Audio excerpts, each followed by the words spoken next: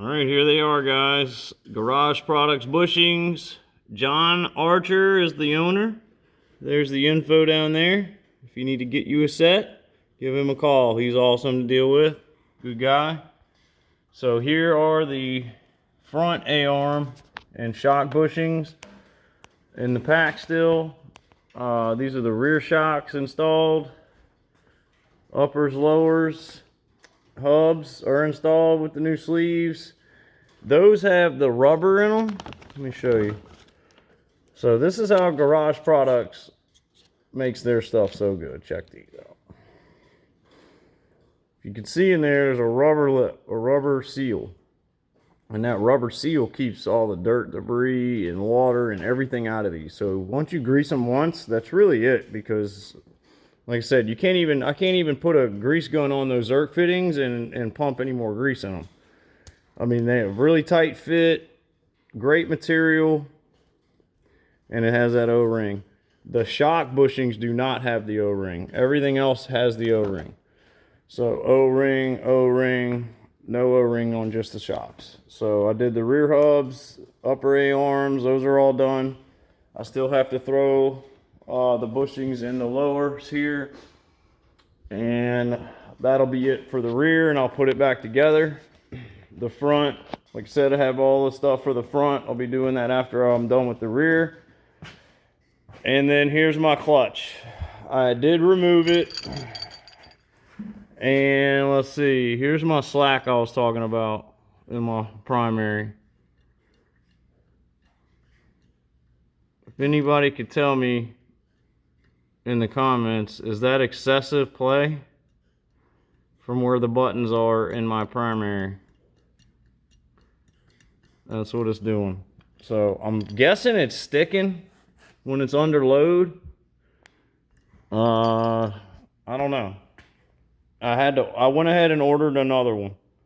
So I went ahead and ordered a cheap aftermarket off of eBay to basically compare it, try it out.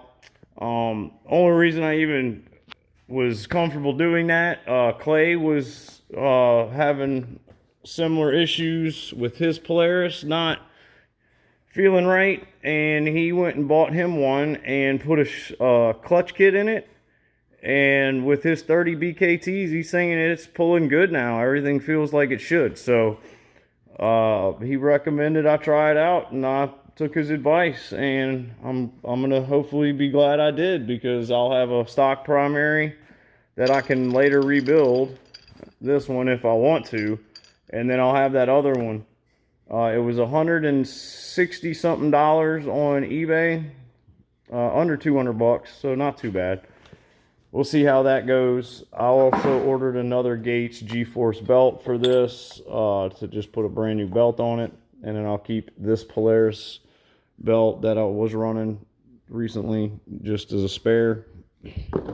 So, yep, guys, Ranger's still getting some parts put on her.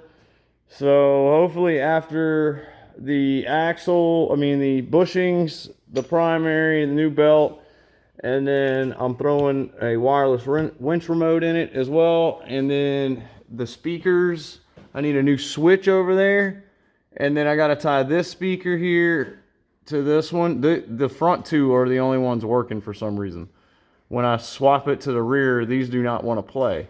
So worst case is I'm just going to wire this and this together, that and that together. And then they'll all four work off of the radio.